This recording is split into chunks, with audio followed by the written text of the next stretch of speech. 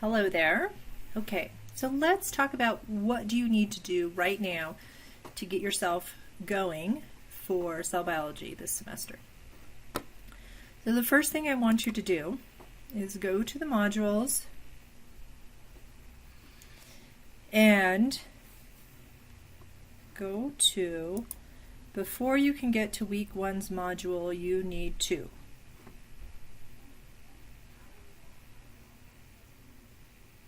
And let's try that again.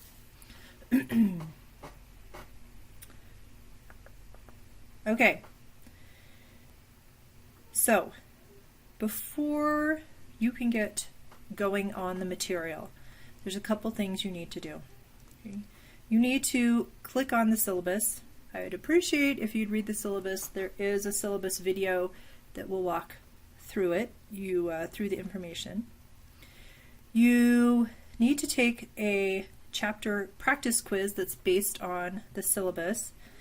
You need to submit a practice assignment, and you really want to introduce yourself because this is where you can get some extra credit. So let's talk about all of these. So back in the modules, you're going to click on practice quiz. This is after you've either watched the syllabus video, well, you also have to click on the syllabus document, open it up. I don't know why this is not cooperating. Okay, big long instructions. What I want you to see is that every time there is a quiz, you can click on them and it will tell you how many questions there are, how many points there are, what's your time limit, any other special instructions. You can do this days before you ever want to take the quiz, okay? So you always want to read through the instructions, and then you will click on Take the Quiz, and you will go through this practice quiz, clicking on the answers, and at the end, you're going to submit the quiz, okay? There's a short answer question. There's some choose all that apply. This is to get you used to taking these online quizzes. You'll be able to monitor your time up here. So get familiar if you're not familiar with taking online quizzes on Canvas. I'm not using Proctorio. I'm not watching you. If you want to have notes out, it's totally fine. I've made the time limit so that you really don't have time to look things up.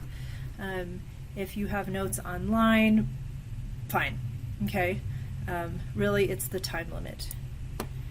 And it says I haven't answered the questions, but I'm going to submit the quiz anyways. So you'll submit that, you'll get a score. Once these start coming in, I will give you feedback on your short answer.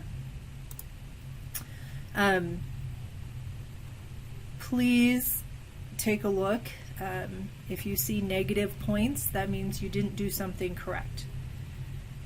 The other thing you need to do is practice submitting an assignment with images. And the reason for this is you have 5 homework assignments due this semester, and many of them include tables or drawings, and so I want to make sure you know how to copy and paste things in, that you're uploading your documents in an acceptable format, which is either a Word document or a PDF. And I want you to see what Turnitin shows you if you've never used this program before. Turnitin is a plagiarism checker, and I don't care if it says you have 1% or 36% plagiarism. I scan through all of these because sometimes Turnitin picks little phrases like microtubules are made of tubulin, and it will count it as plagiarism. Well, what else are you supposed to say for that definition? If you have long strings of words together that it's picking up, you may be charged with plagiarism. I've had students who've only had 2% plagiarism, and I looked, and it was a full sentence that they copied from somewhere else. They were charged with plagiarism. We'll talk about this again in the syllabus, but I have a 2-strike rule. I am super serious. Do not copy words off the internet, the book, a friend, someone from last semester, any of that. I don't tolerate it, and you get basically 1 strike, 1 warning.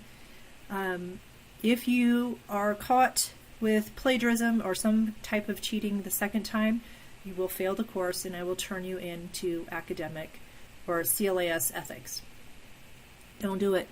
Is it better to get a 0 or 5 out of 50 on a homework than to plagiarize?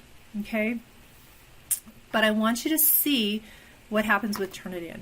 So you follow these directions. You're going to make a Word or PDF document with your name, an image of a eukaryotic cell that you have drawn. So anytime I ask you for drawings, you are drawing them. You can computer generate them, you can draw them by hand and scan them in, or take pictures and put them into your document, but you're not allowed to bring things off the internet or other from your textbook. I want you to make the images. So here is the instructions. Please follow them. Copy and paste this red paragraph into your Word document, and yes, you are going to come up with plagiarism. That's part of the point of this assignment, so that you can see that Turnitin is working. I know that you're submitting in the proper format, because if you submit a document that Turnitin cannot read, you will get a 0 for that homework. Okay? So don't print and scan assignments. You can save them as PDFs. If you get a gray box and Turnitin can't, again, analyze your homework, you will get a 0. Okay, I have 90 of you guys in this class, depending on how many people work in groups. I have a lot of assignments to grade in a short period of time, and I'm not going to deal with people submitting things incorrectly. So you have to complete these 3 tasks before you can open the first module. Okay, so now it thinks I've done everything, and no, it doesn't. Let's just skip down to week 2. Homework assignments, week 2.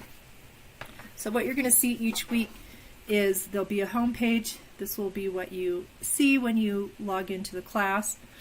For each chapter, there's a page with learning objectives. Okay.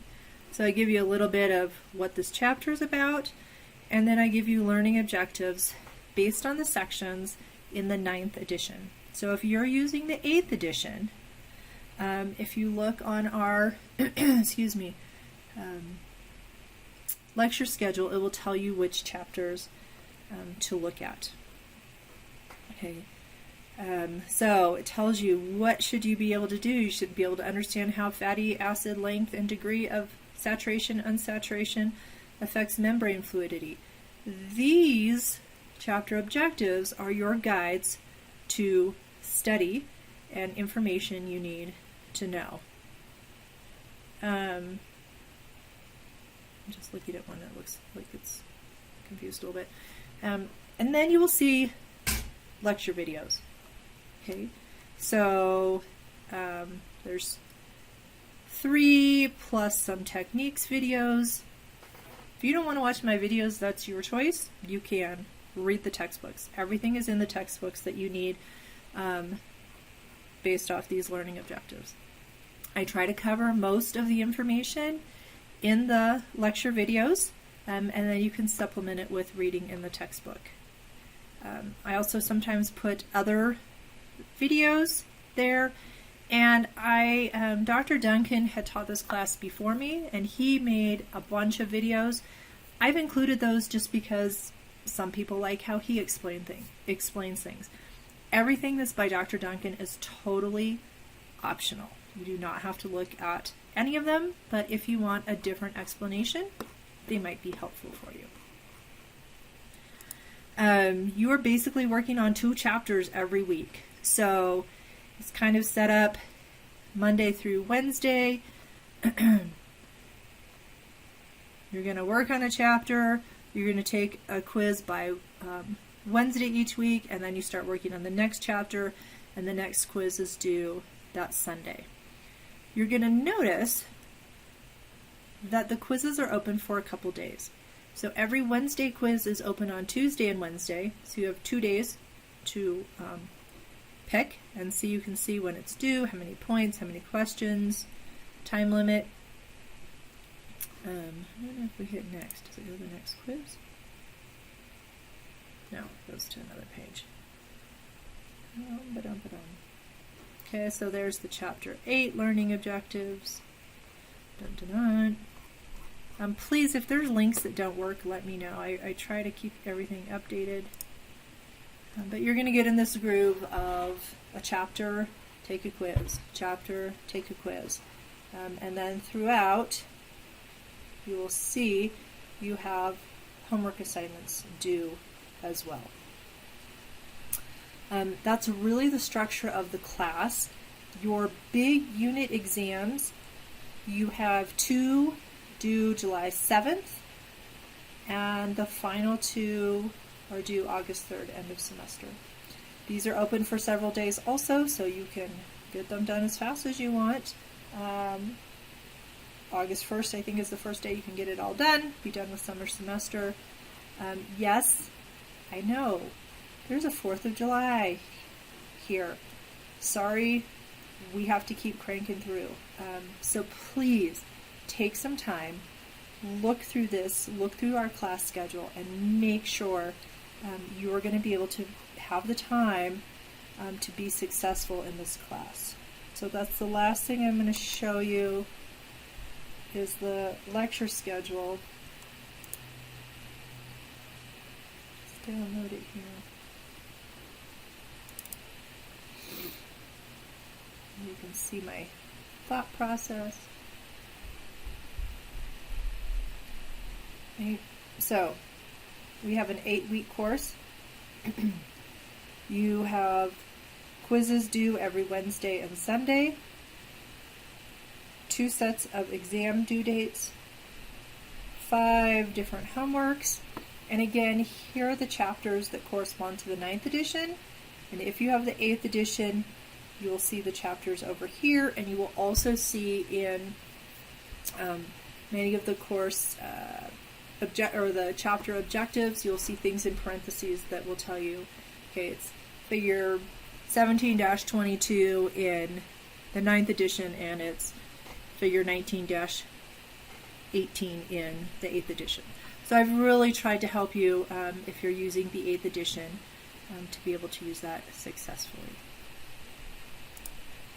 Okay, I think that's all I want to do for this video. So it's really, here's what you need to do. This video will be inserted right here once I record it. And the next video is for the syllabus. Alright, I will see you in a minute.